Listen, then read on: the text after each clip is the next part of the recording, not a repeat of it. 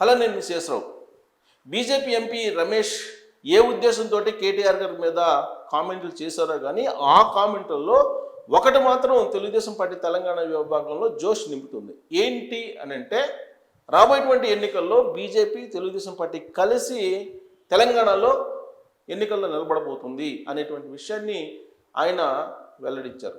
మరి ఆయన చేసినటువంటి కామెంట్ని మనం లైట్గా తీసుకోవచ్చా, లేదంటే సీరియస్గా తీసుకోవాలా అని అంటే, ఖచ్చితంగా సీరియస్గా తీసుకోవడానికి అవకాశం ఉంది. కారణం, తెలుగుదేశం పార్టీతోటి ఆయనకి సుదీర్ఘమైనటువంటి అనుబంధం ఉంది, సుదీర్ఘమైనటువంటి పరిచయాలు ఉన్నాయి. ఇవాళకి కూడా పరిచయాలు తెలుగుదేశం పార్టీతో కొనసాగుతున్నాయి. ఆయనకి తెలుగుదేశం పార్టీ అధిష్టానంలో కానీ తెలుగుదేశం పార్టీ లీడర్లలో కానీ జరిగేటువంటి చర్చలు కానీ లేదంటే వాళ్ళ అభిప్రాయాలు కానీ ఖచ్చితంగా ఆయనకి తెలియకుండా ఉండవు అనేటువంటి అభిప్రాయం ఉంది ఆయన మీద. అందుకే బహుశా రమేష్ గారు చేసినటువంటి కామెంట్స్ని చాలా సీరియస్గా తెలుగుదేశం పార్టీ తెలంగాణ విభాగం తీసుకుంది. రాబోయేటువంటి రోజుల్లో అసలు తెలుగుదేశం పార్టీ ఎన్నికల్లో ఉంటుందా, నిలబడదా, చంద్రబాబు నాయుడు గారు ఆంధ్రప్రదేశ్ వరకు తెలుగుదేశం పార్టీని పరిమితం చేస్తారా, తెలంగాణలో తెలుగుదేశం పార్టీని బలోపేతం ఎందుకు చేయట్లేదు, అక్కడ వరకు పరిమితం చేస్తారు ఆంధ్రప్రదేశ్ వరకు, ఇలాంటివన్నీ కూడా చర్చ జరుగుతున్నటువంటి సమయంలో వీటన్నిటికీ తెరదించుతూ ఎంపీ రమేష్ గారు రాబోయేటువంటి ఎన్నికల్లో తెలుగుదేశం పార్టీ బీజేపీ తెలంగాణలో పోటీ చేయబోతున్నాయి అని చెప్పి ఆయన ఇచ్చినటువంటి స్టేట్మెంటు ఒక బూస్టింగ్ ఇస్తుంది తెలుగుదేశం పార్టీ తెలంగాణ విభాగానికి. ఇప్పటి వరకు తెలంగాణ తెలుగుదేశం పార్టీ విభాగానికి అధ్యక్షులు లేరు. రీసెంట్ కాలంలో జ్ఞానేశ్వర్ గారిని గత ఎన్నికలకు ముందు తొలగించారు. ఆయన తొలగించిన తర్వాత ఇప్పటి వరకు మళ్ళా తెలుగుదేశం పార్టీ తెలంగాణ విభాగానికి అధ్యక్షుడిని పెట్టాలి అనేటువంటి ఆలోచన కూడా చేయలేదు ఇప్పటివరకు అధిష్టానం. కాకపోతే ఈ మధ్యకాలంలో చంద్రబాబు నాయుడు గారు ఎన్టీఆర్ ట్రస్ట్కి వచ్చి 2-3 సార్లు కూర్చొని రాబోయేటువంటి రోజుల్లో మనం కూడా తెలంగాణలో బలోపేతం అవుదాం, దానికి సంబంధించినటువంటి ఏర్పాట్లు చేద్దాం, మెంబర్షిప్ చేయండి అని చెప్పి మాత్రమే చెప్పారు. అంతకు మించి ఈ పార్టీని ఎలా విస్తరింపజేయాలి అనేది చెప్పలేదు. కాకపోతే అనేకమైనటువంటి న్యూస్ బయటకు వచ్చాయి. తెలుగుదేశం పార్టీలోకి హరీష్ రావు గారు రాబోతున్నారని ఒకసారి, తెలుగుదేశం పార్టీలోకి తీర్మానం మల్లన్న రాబోతున్నారని ఇంకోసారి, అలా రకరకాల పేర్లు వినిపించాయి. అసలు జూనియర్ ఎన్టీఆర్ కూడా తెలుగుదేశం పార్టీ తెలంగాణ విభాగ పగ్గాలు చేపట్టే అవకాశం ఉందని చెప్పి ఇంకొకసారి, ఇలా రకరకాలుగా ప్రచారం జరుగుతుంది. మరోసారేమో అసలు ఉండేటువంటి వాళ్ళనే బీసీ నాయకుడికి పార్టీ పగ్గాలు అప్పచెప్పి బీసీ కాన్సెప్ట్ తోటే తెలుగుదేశం పార్టీ తెలంగాణ బలోపేతం కాబోతుంది అని చెప్పి ఇంకొక వర్షన్. ఇలా భిన్నమైనటువంటి వర్షన్లు తెలుగుదేశం పార్టీ తెలంగాణ విభాగం మీద వినిపిస్తూ ఉన్నాయి. దీనికి కారణం ఏంటంటే, స్తబ్దుగా ఉండటమే తెలుగుదేశం పార్టీ తెలంగాణ విభాగం. ఆ స్తబ్దత నుంచి ఇప్పుడు ఎంపీ రమేష్ గారు ఇచ్చినటువంటి స్టేట్మెంటు బయటకు వచ్చేలా చేసింది తెలుగుదేశం పార్టీని. మరి నిజంగా వచ్చేటువంటి అవకాశం ఉందనంటే, తెలుగుదేశం పార్టీ బీజేపీ కలిసి వస్తాయనే ఆ ఉద్దేశంతో కేటీఆర్ గారు బీజేపీ తోటి విలీనం కావడానికో లేదంటే బీజేపీ తోటి కలిసి పోటీ చేయడానికి సిద్ధమయ్యారనేది రమేష్ గారు చెప్తున్నటువంటి మాట. మరి దీన్ని ఎంతవరకు నమ్మొచ్చు అని అంటే, ఆల్రెడీ కవిత గారు బీజేపీలో విలీనం చేయడానికి బీఆర్ఎస్ పార్టీని సిద్ధమయ్యారు. అందుకే ఆ పార్టీ మీద నాకు నమ్మకం కోల్పోతున్నాను, కేసీఆర్ గారి నాయకత్వంలో మాత్రమే ఆ పార్టీలో ఉంటాను తప్పితే మిగతా అయితే నేను ఉండను అని చెప్పారు. అంటే విలీనం అవుతుంది కాబట్టి నేను ఉండనని చెప్పారా ఆవిడ? ఆవిడ తెలంగాణ జాగృతిని బలోపేతం చేసుకుంటున్నారు. లేదు, కేసీఆర్ గారి నాయకత్వాన్ని కేటీఆర్ గారికి వారసత్వంగా ఇస్తున్నారనే ఉద్దేశంతో ఆవిడ ఆ విధమైన కామెంట్ చేశారనేది పక్కన పెడితే, బీజేపీలో విలీనం చేయడానికి ప్రయత్నాలు జరిగాయి, తనని తీహార్ జైలు నుంచి బయటికి తీసుకురావడానికి అనేది ఆవిడే చెప్పారు. అదే విషయాన్ని ఇప్పుడు బీజేపీ ఎంపీ రమేష్ గారు చెప్తూ ఉన్నారు. సో ఇదంతా చూస్తుంటే కనుక తెలుగుదేశం పార్టీ అని అంటే కల్వకుంట్ల ఫ్యామిలీకి ఏదో ఒక రకమైనటువంటి భయమో ఆందోళన ఫోబియానో ఉంది.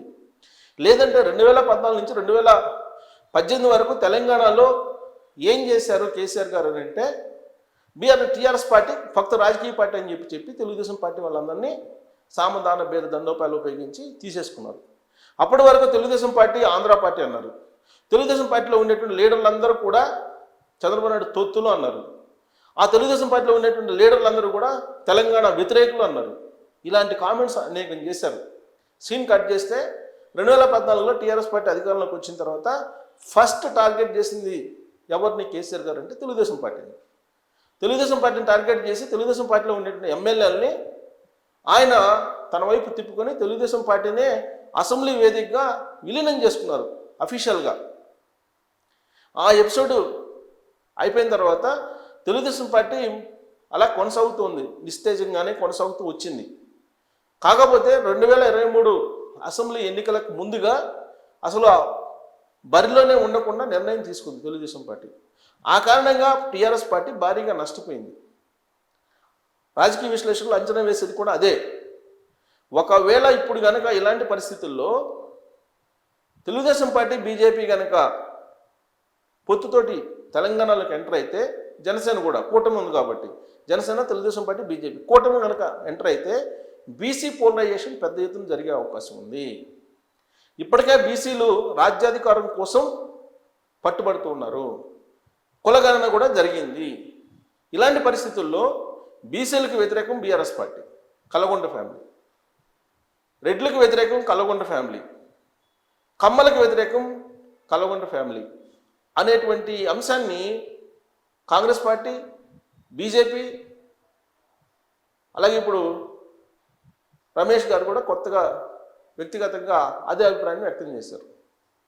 ఈ సామాజిక వర్గాలందరికీ కూడా వ్యతిరేకంగా ఉంది బీఆర్ఎస్ పార్టీ అని చెప్తున్నారు.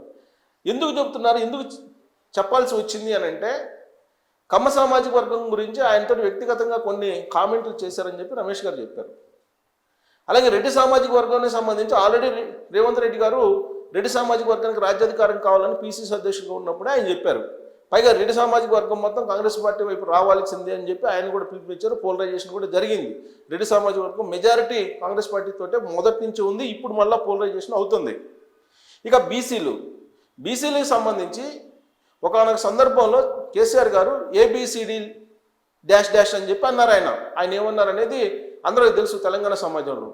మరి అంత చులకన భావంతో మాట్లాడినటువంటి వ్యాఖ్యల్ని ఇప్పుడు సోషల్ మీడియాలో ప్రొజెక్ట్ చేస్తూ ఉన్నారు. అంటే బీసీల మీద కూడా చులకన భావం ఉంది. దళితులకు సీఎం ఇస్తానని ఇవ్వలేదనేది దళితుల్లో ఉంది. మరి ఇన్ని సామాజిక వర్గాలని దూరం చేసుకొని బీఆర్ఎస్ పార్టీ మనుగడ సాగించగలదా అనేటువంటి ఒక చర్చ ఇప్పుడు జరుగుతోంది.